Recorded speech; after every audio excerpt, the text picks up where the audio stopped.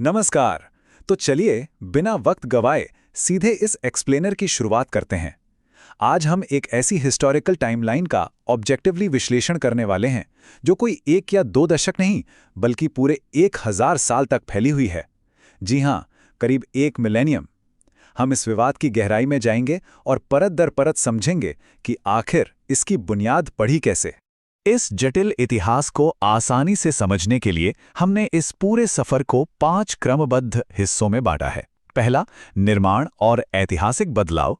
दूसरा, ब्रिटिश काल और नई व्यवस्था। तीसरा, विवाद और प्रशासनिक हस्तक्षेप। चौथा, कानूनी लड़ाई और एएसआई सर्वे। और आखिर में कोर्ट का फैसला और भविष्य का रास्ता। आगे बढ़ने से पहले एक जरूरी बात, ये विश्लेषण पूरी तरह से एक आधिकारिक न्यूज़ रिपोर्ट में छपी इस डिटेल्ड टाइमलाइन पर आधारित है। मतलब यहाँ हम जो भी तारीख, घटना या प्रशासनिक कदम डिस्कस करेंगे वो सीधे तौर पर सिर्फ और सिर्फ इस सोर्स से लिए गए हैं। हमारा मकसद यहाँ बिल्कुल ट्रांसपेरेंट और निष्पक्ष रहते हुए फैक्ट्स को आप तक पहुँचाना है। तो शुरुआत करते हैं पहले हिस्से से, यानी निर्माण और ऐतिहासिक बदलाव। बात हो रही है साल 1034 से लेकर 1514 के बीच की। सोर्स के मुताबिक इस जगह की कहानी शुरू होती है साल 1034 में, जब राजा भोज ने इस स्थल को एक आवासीय संस्कृत विश्वविद्यालय के रूप में स्थापित किया था। आप इसे उस दौर का नालंदा या तक्षशिला समझ लीजिए। ठीक अगले साल 1035 में यहां मां सरस्वती की प्रतिमा स्थापित की गई। लेकिन फिर 1305 में अलाउद्दीन खिलजी ने मालवा पर आक्रमण किया और टाइमलाइन बताती है कि उसने भोजशाला समेत यहाँ के कई मंदिर ध्वस्त कर दिए। इसके करीब 2 सदियों बाद 1514 में महमूद शाह खिलजी ने यहाँ कमाल मौलाना का मकबरा बनवाया और इसे एक मस्जिद में बदलने की कोशिश की। सोचिए, अपने शुरुआती कुछ 100 सालों में ही इस जगह ने कितने बड़े उतार चढ़ाव देखे। अब आते हैं दूसरे दौर पर, ब्रिटिश काल और नई व्यवस्था। ये समय है 1875 से 1951 का। इस औपनिवेशिक यानी कॉलोनियल दौर में लगातार कई प्रशासनिक बदलाव देखे गए। 1875 में ब्रिटिश अधिकारी मेजर किनकेड ने वहां खुदाई करवाई जिसमें वाघ देवी की एक खंडित प्रतिमा मिली। फिर 1903 में लॉर्ड कर्जन उस प्रतिमा को अपने साथ लंदन ले गए। वो मूर्ति आज भी वहां के एक म्यूजियम में रखी हुई है। इसके ठीक बाद 1904 में परिसर को संरक्षित स्मारक घोषित कर दिया गया। टाइमलाइन कहती है कि 1935 में धार रियासत ने इस जगह पर नमाज पढ़ने की अनुमति दे दी और आखिरकार आज़ादी के बाद 1951 में भारत सरकार ने इसे राष्ट्रीय महत्व का संरक्षित स्मारक घोषित कर दिया। चलिए अब बढ़ते हैं तीसरे हिस्से की तरफ, विवाद और प्रशासनिक हस्तक्षेप। 1995 से लेकर 2016 तक का वक्त। अब यहां आकर स्थिति थोड़ी और जटिल हो जाती है।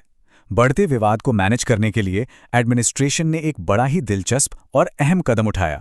एक नई व्यवस्था बनाई गई जहां हिंदू समुदाय को हर मंगलवार को पूजा करने की अनुमति मिली और मुस्लिम समुदाय को हर शुक्रवार को नमाज पढ़ने की। बाद में 2003 में एएसआई यानी आर्कियोलॉजिकल सर्वे ऑफ इंडिया ने भी इसी व्यवस्था को बरकरार रखा। कोशिश बस यही थी कि दोनों पक्षों के बीच एक शांतिपूर्ण बंटवारा होता रहे। पर देखिए, इन तमाम कोशिशों के बावजूद माहौल हमेशा शांत नहीं रहा। सोर्स बताता है कि 1997 में कुछ वक्त के लिए आम लोगों की एंट्री पर पूरी तरह रोक लगानी पड़ी थी।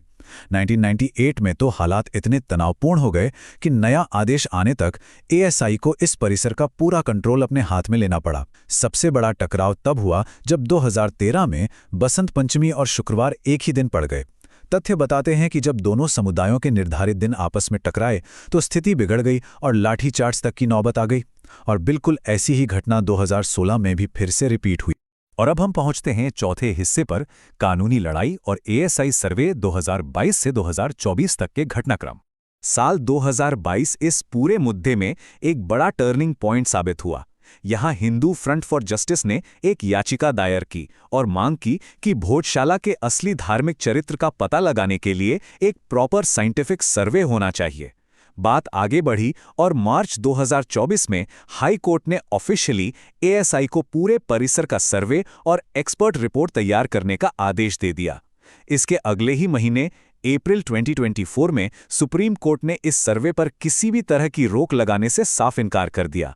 बेसिकली इस सदियों पुराने विवाद को वैज्ञानिक कसौटी पर कसने का रास्ता अब पूरी तरह क्लियर हो चुका था। अब ये बड़ा सा नंबर 98 कोई आम संख्या नहीं है। ये इस ग्राउंड लेवल इन्वेस्टिगेशन के मैसिव स्केल को दर्शाता है।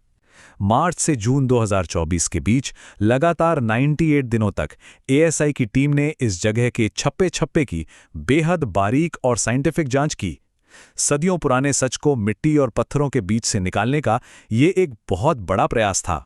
सवाल ये है कि इन 98 दिनों की कड़ी मेहनत के बाद एएसआई ने जो रिपोर्ट दी उसकी बुनियाद क्या थी? दरअसल इसके 4 मुख्य स्तंभ थे।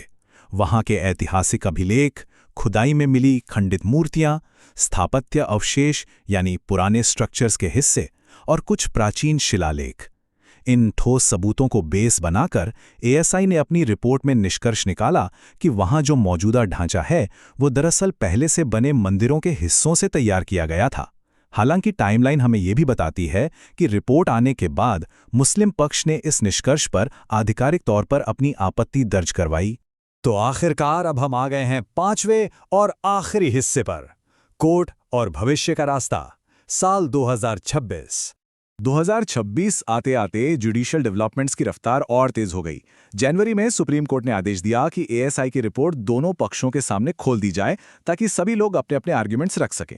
उसके बाद अप्रैल और मई के महीने में हाई कोर्ट ने तमाम पक्षों को विस्तार से सुना और अपना फैसला सुरक्षित रख लिया। और आखिर में टाइमलाइन का सबसे अहम और फाइनल बिंदु आता है 15 मई 2026 को, जब कोर्ट ने अपना हतमी फैसला सुनाया और लीगली ये माना गया कि भोजशाला दरअसल एक मंदिर है। तो इस चर्चा के आखिर में हमारे सामने एक बहुत ही गहरा सवाल छूट जाता है। एक आधुनिक जुडिशियल सिस्टम आखिर सदियों के बदलते धार्मिक और प्रशासनिक इतिहास को आर्कियोलॉजिकल साइंस के साथ कैसे बैलेंस करता है? 1000 साल का लंबा अरसा, कई शासकों के आक्रमण, औपनिवेशिक प्रशासन के दबाव और आखिर में एविडेंस बेस्ड कानूनी जांच। ये टाइमलाइन साफ दिखाती है कि इतिहास, विज्ञान और कानून एक दूसरे से कितने गहरे गुंदे हुए हैं। उम्मीद है कि इस एक्सप्लेनर के जरिए इस लंबे विवाद का हर एक मोड़ और फैक्ट्स आपके सामने बिल्कुल स्पष्ट हो गए होंगे।